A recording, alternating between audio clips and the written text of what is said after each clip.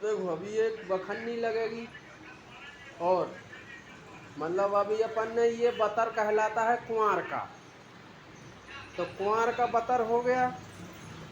अब आप फिर से इस पे एक बार बखन्नी करवाओगे, फिर उसके बाद में आपको पानी देना पड़ेगा, फिर उसके बाद में बखर चलवाओगे।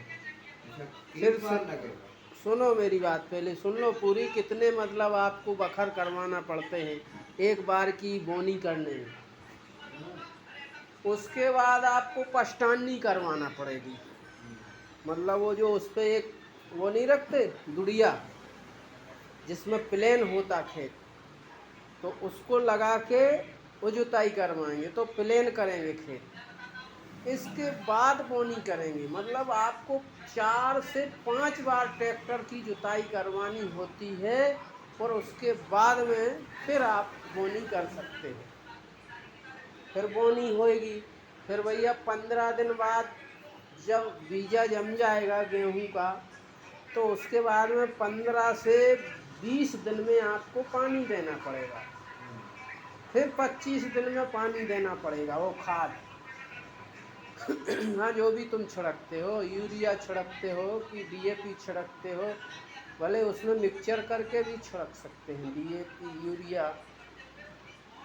और उसके बाद में आपको फिर पानी देना पड़ेगा 25 दिन के बाद, तो 3 महीने कंटिन्यूज हर 25 दिन में आपको पानी देना और खाद डालनी जितनी पानी डालोगे उतनी बार खाद भी डालोगे। हाँ, तो आपको 3 से 4 बार मतलब आपको पानी देना पड़ेगा और खाद डालनी पड़ेगी।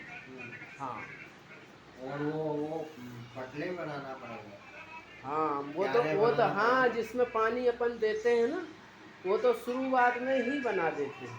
पहले तो वो बावली बन जाती। हाँ, और फिर जाके 4 महीने बाद मतलब आप मार्च अप्रैल में जाके फसल तैयार होती है, फिर कटवाते हार्वेस्टर चलवाते हैं, या फिर अपन खुद हाथ से काटो। फिर उसको हाथ से काटने में प्रॉब्लम ये रहती है कि आपको थ्रेसिंग करवाना पड़ेगी। पहले तो आपको एक जगह तय करनी होगी जहाँ फसल रखनी है, अच्छी जगह करेंगे, फिर उसमें गाय के गोबर से लीपना होता है, फिर उसको लीप पोत के उसमें अपने ये आटे का वो गणेश जी प्रसिद्ध करना पड़ता है, फिर उसमें गेहूँ रखो फसल। हाँ, और फिर थ्रेसिंग ले आओ। गणेश जी को बिठा दिया, उनको ऊपर ही फसल डाल दो। हाँ नहीं, फिर थ्रेसिंग नहीं, एक बाजू में अपन उनको स्थान बना देते हैं, मतलब स्थापना कर देते, जैसे पंडित लोग करते हैं अपने घर में। कैसे आते कोने में कहीं पे भी वो जगह, एक अच्छी जगह देख लेंगे कि हाँ यहाँ व्यवस्था रहेगी सही, व्यवस्था देख के उसके बाद में वहाँ रख देंगे गणेश जी। लड्डू खिलाना पड़ता है। हाँ, फिर लड्डू खिला देंगे, और उसके बाद में वहाँ फिर फसल अपन रख देंगे।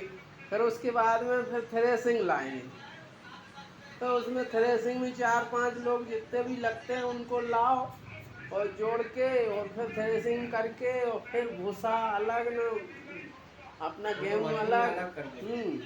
और फिर जाके अपन को ट्रैक्टर एक करना पड़ता है किराए का, और फिर गांव से किराए के ट्रैक्टर में भर के ट्रॉली, और फिर हमारे यहाँ घर पे आता है। तो हाँ, तो उस हिसाब से कम अपन को 10 से 15 दिन का समय वहाँ देना पड़ता है, जब जाके हमारे यहाँ घर पे गेहूँ आता है। और हाईवे से करवाओ तो जल्दी हो जाता है। हाँ, और अगर आपने हार्वेस्टर से करवा लिया तो कोई झंझट नहीं। पर फायदा इसमें है अपना। हाँ, क्योंकि भूसा की लागत जो है ना, इतनी आप लागत यहाँ दे चुके हो, कटाई का है, उसको धुलाई भी लगती है, और उसमें जो बंधनी लगती है, ये आपका खर्चा सब निकल आता है भूसे में। और हाईवे में भूसा नहीं निकलता। हाँ, और हार्वेस्टर में क्या, हार्वेस्टर में खाली गेहूँ रहेगा, हाँ जो अनाज आ जाता है, और भूसा तो क्या वो ऐसे ही फेंकते जाता है। भूसा कहाँ रहता है? हाँ खेत में।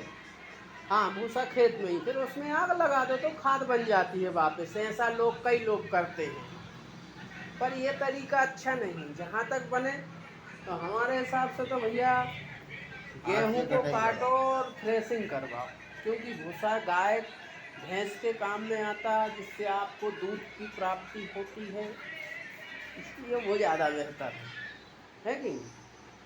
और उसमें लेबर काम करने वाले भी चाहिए, मजबूत चाहिए। हाँ, उसमें थोड़ा लागत आती है और परेशानी भी है। कटाई बीघा के हिसाब से लेते हैं। तो देखो दादा, यहाँ तक तो ये किसानी की सारी आपको जानकारी मैंने दे दी, ठीक है। अब इसके बाद में सबको नमस्कार, जय राम जी की। किसान भाइयों बहुत बना बहुत लिया वीडियो। नमस्कार।